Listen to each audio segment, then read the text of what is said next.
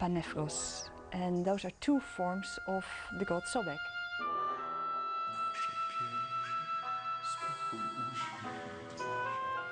The supplicant in ancient times would find the temple dark and flickering with light from castor oil lamps, the air redolent with burning incense and perfumes that had been poured over the statues.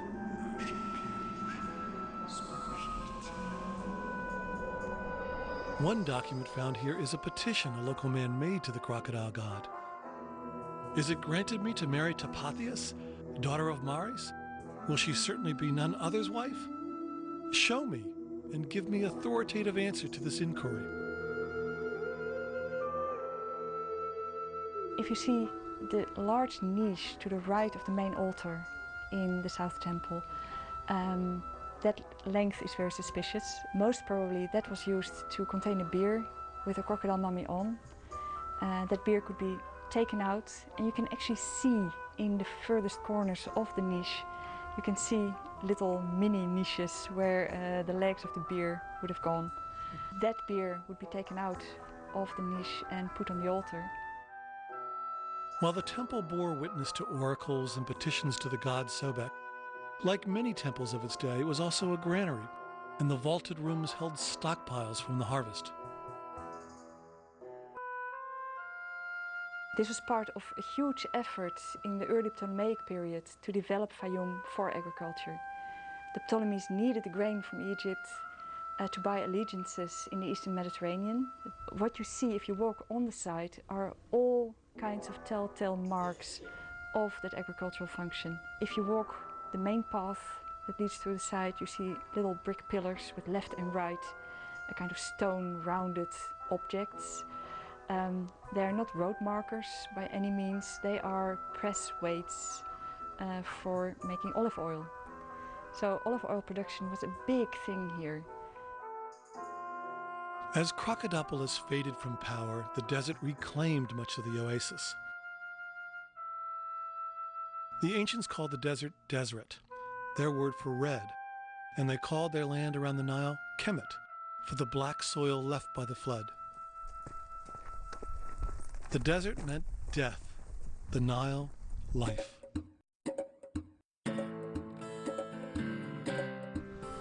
The Nile. It winds and wends through the sands of Egypt, a great green ribbon. The ancients broke the year into 3 seasons: flood, receding of the flood, and drought. And they worshiped Sobek, the crocodile god, as the god of the flood, fertility, and rebirth. The gift of the Nile didn't always mean a plentiful harvest. 4 out of every 5 floods was either too high or too low and devastated the crops. Even with a perfect flood, the ancient Egyptian worked hard, planting quickly while the soil was soft, irrigating the land and harvesting before the flood came again.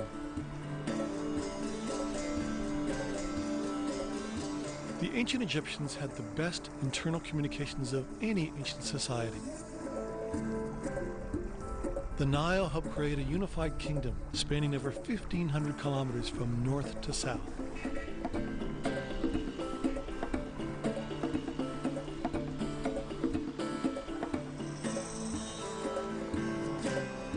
The river made possible the transportation of goods and heavy stones to build monuments. The Egyptian pharaohs were seen more by the common people than any other leaders in antiquity because they traveled up and down the Nile on barges.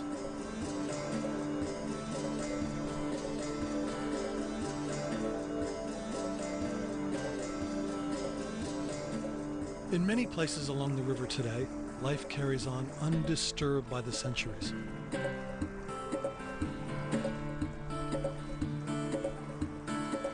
It's uncanny, the similarity of the 4,000-year-old tomb carvings and scenes we pass along the Nile.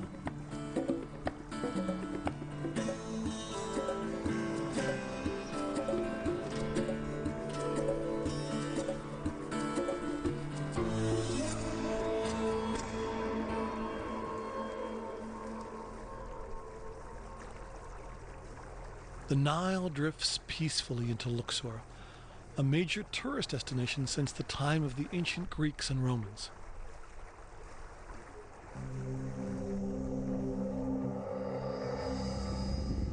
If the pyramids of Giza are the apotheosis of the Old Kingdom, Luxor and the Valley of the Kings are the apex of the Middle and New Kingdoms. The focus shifted from Memphis, the city near today's Cairo, to the south near Luxor.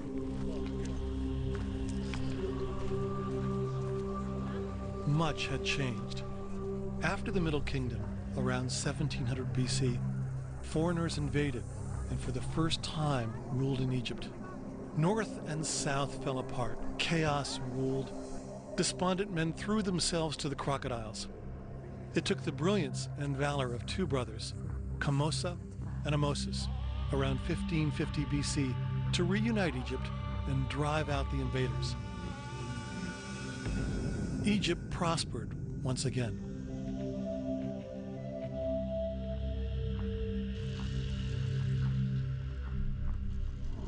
On the west bank of the Nile at Luxor, the pharaohs followed the setting sun and built their eternal homes.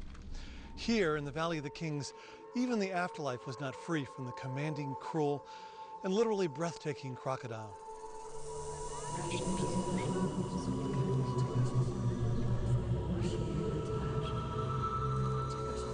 Death preoccupied the Egyptians from birth. The best furniture, jewelry, vases, and paintings were not used in life, but saved for the tomb.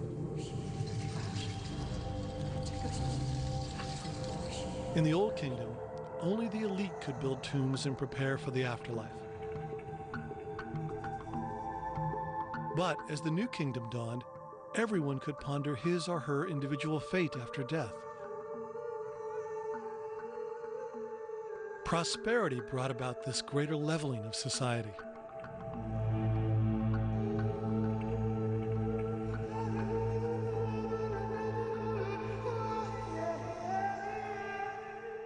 In the New Kingdom, anyone who could afford mummification could have it. 3 levels were offered: deluxe, standard, and the bargain basement variety. The idea of the individual with a separate soul was dawning. The pharaohs no longer had a monopoly on the afterlife. Cheat sheets to the afterlife proliferated on tomb walls. Texts like the Book of the Dead and the Litany of Ra gave the newly deceased a guide to pass the many tests that led to perpetual life.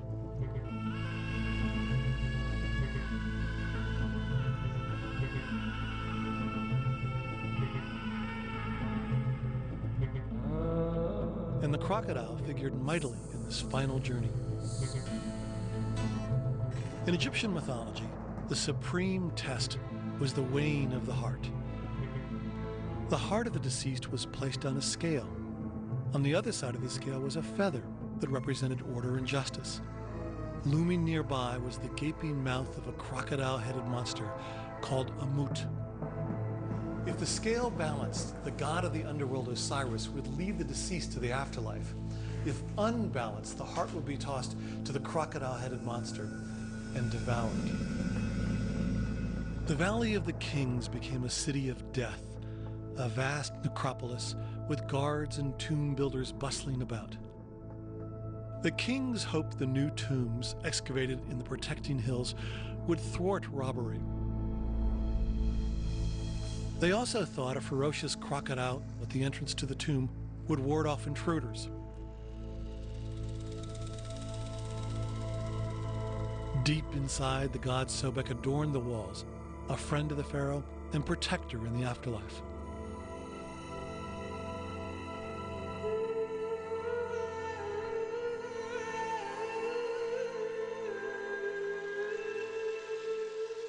But this god was a very important part for the life of the ancient Egyptian, as a god to protect them, to give them fertility, and that's why they did take care of him. That, in my opinion, was the most important god to secure the quest of immortality.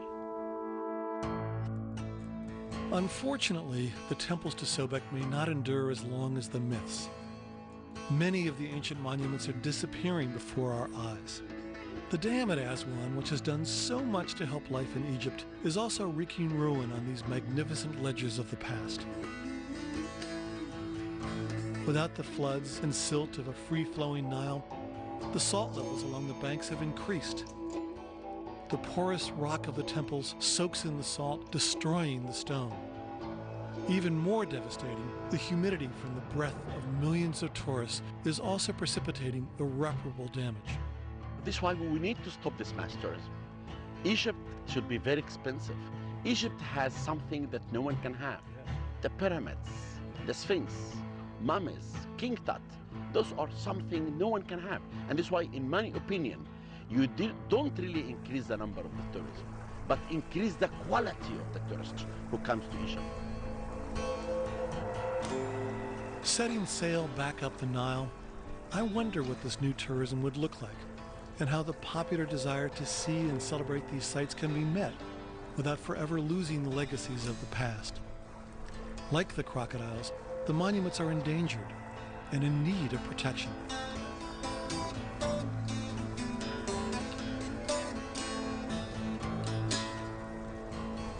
We head upstream now to the heart of Nile crocodile country, at the Temple of Kamombo, then to the Cataracts of Aswan, and finally Lake Nasser, where I will seek to verify that the Crocodilus niloticus is returning. That bank, that was once lined with crocodiles, and now there are none, not a nil, on the Egyptian Nile. Once the top predator, the crocodile kept the fish population in balance and served as the Nile custodian, cleaning up carcasses from the river.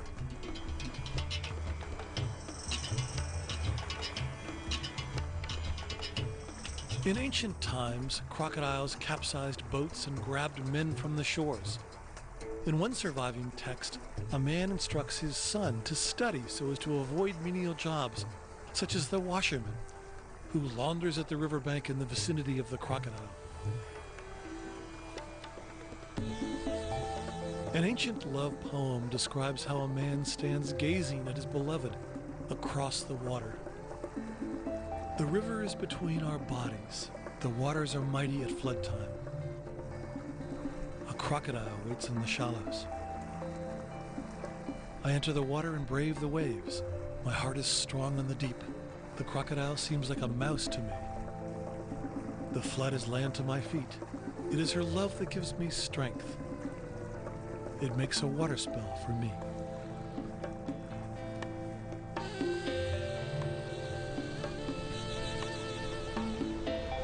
We're entering the waters most sacred to Sobek, the crocodile god. When crocodiles flourished here, they did so in fearsome numbers. About 300 BC, when the army of Perdiccas was crossing the Nile at Memphis, the soldiers forgot to pay their proper respects to Sobek, and hundreds were killed and eaten.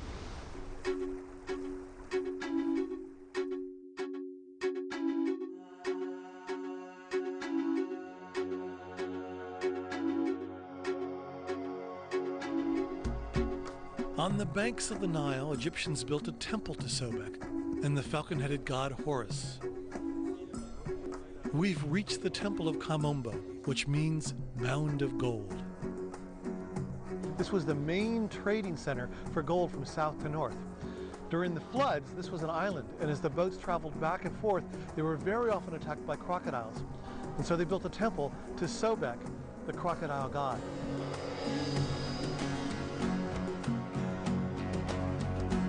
The temple dates from the latter days of the Egyptian Empire, when the Greeks ruled Egypt around the 2nd century BC.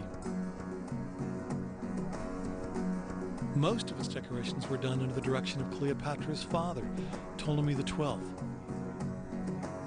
There is symmetry in the design, each identical side of the temple dedicated to one of the gods.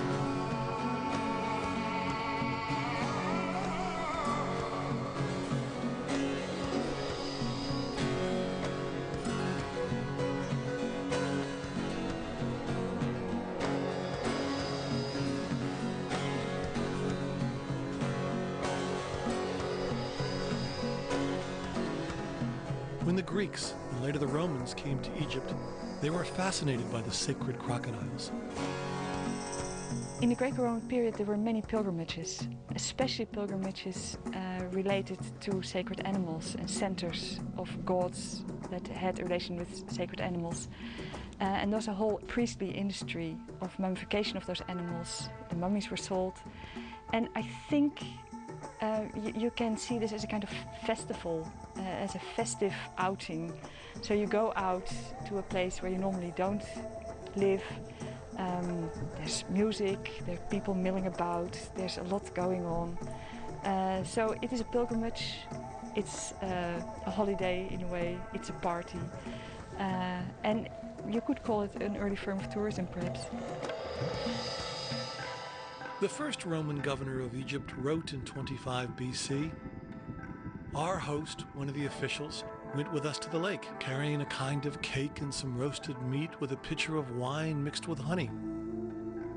We found the crocodile lying on the edge of the lake, and when the priest went up to it, some of them opened its mouth and another put in the cake, the meat, and the honey mixture." In the shrine to Hathor, mummified crocodiles from a nearby sacred animal cemetery are now on display. 100 years ago, a workman excavating tombs flung aside a mummified crocodile and it burst open. Papyrus papers with fragments of lost works from Homer, Sophocles, and Euripides poured out of the belly of the beast.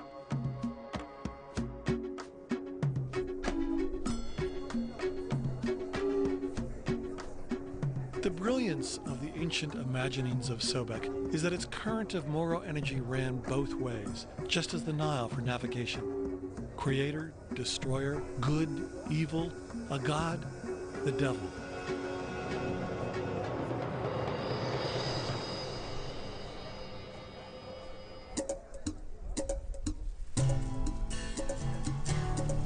The Nile is at its most beguiling near the cataracts of Aswan.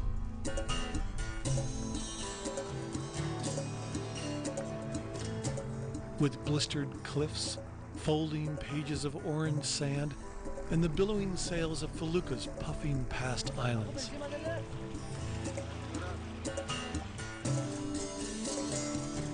Aswan is also the site of the High Dam, the vital, pumping heart of Egypt.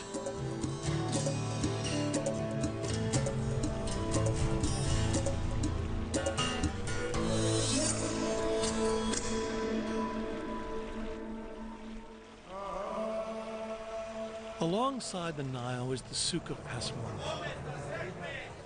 a glowing marketplace of embroidered cottons, aromatic spices, filigreed jewelry, colored scarabs, and endangered animals. Hello. You sell crocodiles? You do? Although crocodile hunting is illegal, contraband abounds. I find this real stuffed baby crocodile hanging next to plastic ones. Oh, this is granite. That's real. That's a real crocodile. And shop owners proudly display their crocodile skin goods. Here. So this is crocodile leather. And the bag. This is real crocodile leather. No. Is it expensive? Actually, no. I mean, it's not very expensive, but not like normal leather. So you tell how big they are by how far the scales are apart? Yes. So this is a small crocodile? This is the small one. Uh-huh. This is 2 meter. That's a 2-meter crocodile. Actually, I have one more bigger of this bag, but also somebody gave it. Somebody bought it. Somebody bought it. So business is good for crocodile. Of course. It's very good. To be honest, very good. It used to be open season on crocodiles here in Egypt, but now hunting crocodiles is illegal. But that hasn't stopped the poachers. Here in the souks and bazaars along the Nile, you can find all sorts of crocodile goods, from their hides to belts to shoes to purses, even knives with handles that are made from the claws of baby crocodiles. So there is demands for commercialization of crocodile catching and maybe farming sometimes, because after the High Dam was established, the lake established essentially a free area for crocodiles to increase and without disturbance from man. You know, people claim that there's thousands and, we should control them and why shouldn't we make, benefit from them and so on. But it's really, you need to do a scientific assessment of how many animals there are and until we really know, they should be protected. The dam at Aswan not only eliminated all the crocodiles from the Egyptian Nile and blocked fresh soil from flowing downstream, it also submerged the traditional homeland of the Nubians. As reservoir waters rose, thousands of Nubians were relocated to Aswan or Kamombo. An independent kingdom in ancient times, Nubia is now absorbed into southern Egypt and northern Sudan. Nubia's fabled wealth, its gold, ebony, and ivory, stirred the envy of its northern neighbors back in the time of the pharaohs.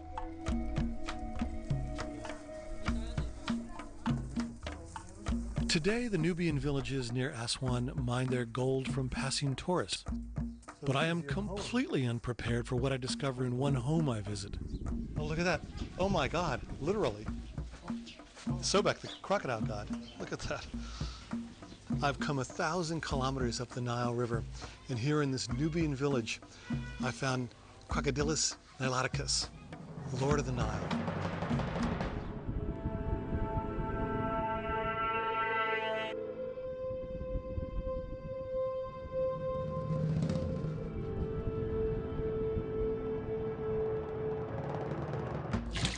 You know, I've never seen an animal move that fast. It's almost so fast you can't even see it.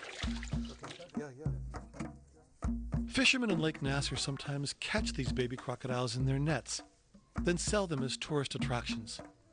The owners claim they take good care of their charges, but given the demand in the market for stuffed, even live baby crocodiles, I fear these descendants of Sobek have very little chance. At best, they will remain captive.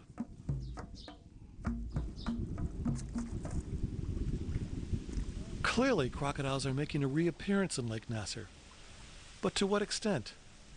I asked some local fishermen. So over the years, have the crocodiles, the number of crocodiles changed?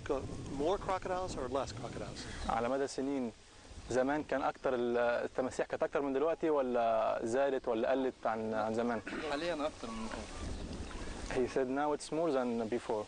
More? Since the dam? قبل السد ولا بعد السد؟ بعد السد. After building the high dam, the crocodiles number increased now. كان تمساح كبير ده كان فوق 8 متر. He saw once a big crocodile 8 meters long. Attacked his colleague with a fishing boat like this one, and he attacked the boat and make it upside down. Right. And then he eat his colleague body. And after this, they only saw some pieces of his body, of his colleague body. Oh boy. Okay, so if you wanted the world to help you as fishermen with the crocodiles, what could people do for you? They said that crocodiles are God creatures, like any other creature God creates. Oh, the only thing they need is to stop all crocodiles more than 4 meters, and they're not asking anything from others. They're only asking their help from God. Okay. Let's go that way. We go out to have a look for these leviathans.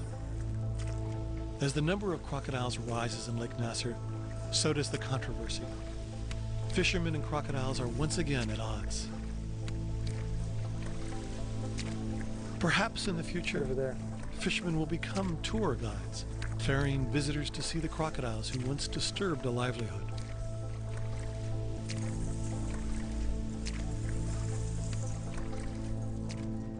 Crocodiles typically float just below the surface of the water. In the dizzying heat, I see phantoms lurking in the waves and along the shore. And then, breathtakingly, there he is. My quest is done. The great Crocodylus niloticus is alive and well.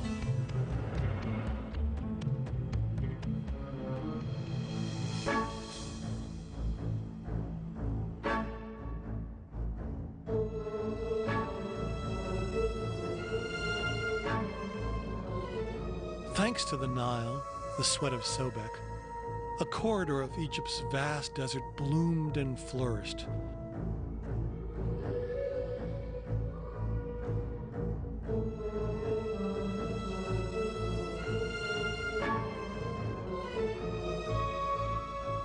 On On these fertile shores, the ideas were forged that lifted its people from subsistence to the prosperity of a great civilization.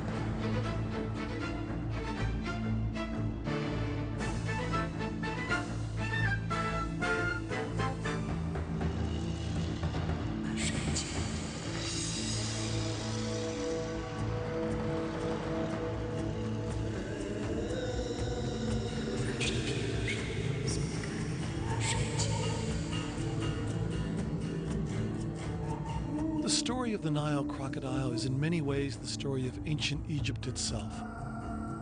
A powerful kingdom laid waste by time and change. But as the ancients believed, life is but a cycle of death and rebirth.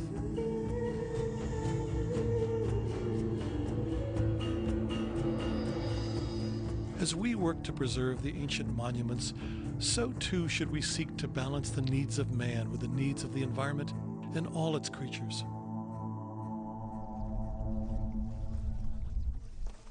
In the spirit of that effort, I returned to the Nubian village.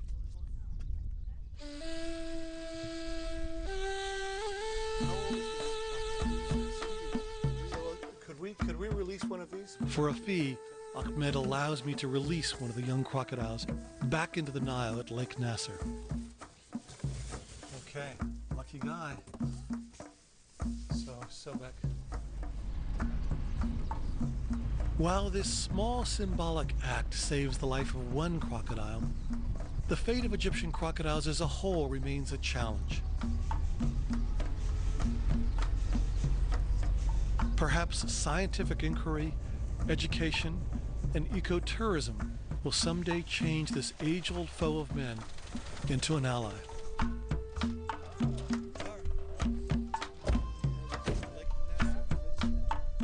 The symbol of fertility, the herald of the life-giving flood, protector in the afterlife, this magnificent creature who once exacted fear and respect now needs our help and protection. One of the great gifts of the Nile was the crocodile. And now we're going to give a gift to the crocodile and return him to the river, where he one day may again be Lord of the Nile. All right, Ahmed, this is the moment of truth. This is a good spot right here? Okay, here. Okay, on the count of three, okay? Wa, ni, talata.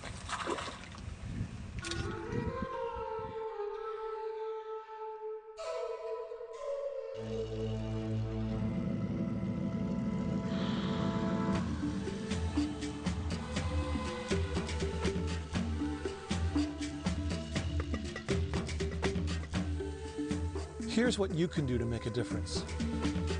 Don't wear or buy goods made from endangered species. Get involved with a wildlife conservation organization. Travel to Egypt and the Nile and see for yourself. For more information and links, go to our website, www.adventureswithpurpose.tv. I'm Richard Bangs for Adventures with Purpose. Richard Bangs' Adventures with Purpose book and the Lord of the Nile DVD are $24.95 each plus shipping. The DVD and book